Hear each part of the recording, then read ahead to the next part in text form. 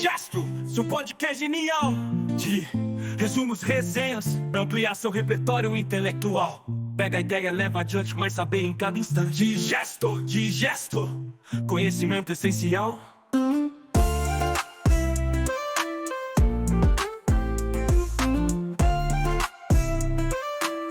Conhecimento essencial de podcast genial de resumos, resenhas. Olá! A formação de professores no Brasil tem um novo marco regulatório. Hoje, a gente vai mergulhar na Resolução CNE/CP, número 4 de 2024, que basicamente redefine os cursos de licenciatura. Pois é, essa resolução impacta diretamente quem está se formando para ser professor e também quem já está na sala de aula. Então, o que muda na prática? Vamos analisar os pontos-chave. Para a gente entender bem essa mudança, nossa análise foi organizada em 4 grandes temas. A ideia é seguir a própria estrutura da resolução, quase como se fosse uma aula mesmo. Então, para começar, vamos estabelecer as bases, né? Compreender o que essa nova diretriz define como os pilares da educação e da docência. Bom, a resolução já começa ampliando a visão sobre a educação escolar básica. Ela deixa claro que não se trata só de transmitir conteúdo, mas sim de um processo sistemático, focado na formação ampla, na formação cidadã. O ponto central aqui, e isso é bem importante, é a ênfase na interação intencional, sabe? Entre professores e estudantes. É essa interação que é o motor de tudo. Outro ponto que vale a pena notar é a definição de profissionais do magistério. A resolução vai além da ideia de que professor só dá aula. Ela reconhece o professor como um agente pedagógico completo, cujo papel é fundamental também na gestão educacional, seja nos sistemas de ensino ou na própria escola.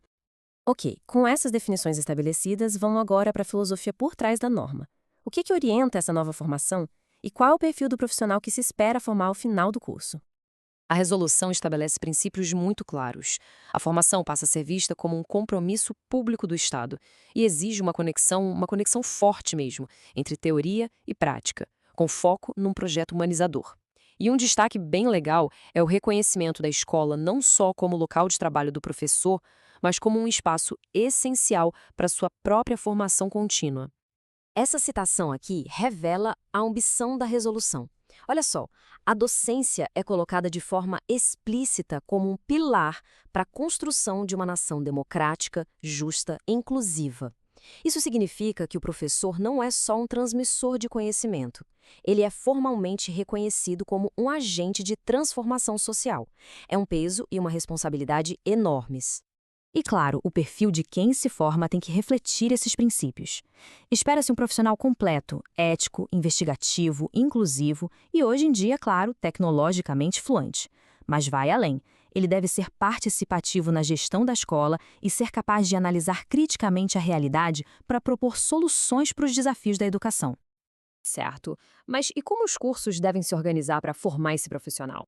A resolução define uma nova estrutura curricular que é baseada em 4 núcleos, e eles são todos interligados. Essa estrutura curricular é bem didática. A gente pode até pensar na construção de uma casa para entender melhor. O núcleo 1, a formação geral, seria a fundação, o alicerce sólido. O núcleo 2, os conteúdos específicos, são as paredes que dão a estrutura. O núcleo 3, a extensão, funciona como as janelas, que conectam a casa com a comunidade lá fora. E, por fim, o núcleo 4, estágio, que é a vivência real, é morar dentro da casa que foi construída. Agora, vamos para uma parte bem prática. Como é que fica a distribuição da carga horária para os diferentes tipos de formação de professores? O número central que a gente precisa ter em mente para a licenciatura plena é esse aí, 3.200 horas. Elas devem ser distribuídas ao longo de, no mínimo, 4 anos de curso. Essa é a base para a formação inicial completa. E este quadro detalha bem como as cargas horárias são distribuídas. Dá para ver que na licenciatura plena, metade do tempo, 1.060 horas, é dedicada aos conteúdos específicos da área. E essa lógica de equilibrar a base geral com o aprofundamento se mantém nas outras modalidades também, como na formação pedagógica e na segunda licenciatura. A ideia é garantir sempre uma formação bem robusta. E aqui, olha, um ponto fundamental que merece todo o destaque. A resolução bate o martelo que as atividades de estágio e extensão, que juntas somam 720 horas na licenciatura, têm que ser integralmente presenciais. Essa regra é crucial, porque ela vale inclusive para os cursos à distância. Ou seja, todo futuro professor vai ter que ter essa conexão real e supervisionada com o ambiente da escola. Para a gente fechar, as instituições de ensino superior têm um prazo de 2 anos para adequar seus projetos pedagógicos a essa nova realidade. É um período de transição que, com certeza, vai exigir um trabalho bem intenso de universidades e faculdades. E fica aqui uma reflexão final. A resolução apresenta um novo mapa, um caminho com diretrizes bem claras. Só que a construção de uma educação realmente transformadora não depende só do que está no papel, né? Ela depende da ação, do engajamento e da colaboração de cada educador e de cada instituição de ensino em todo o país.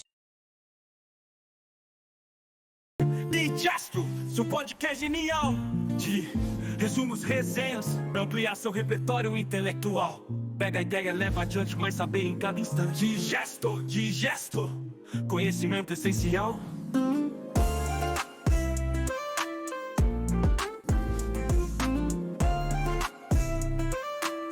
Conhecimento essencial. Seu podcast genial de resumos, resenhas, pra ampliar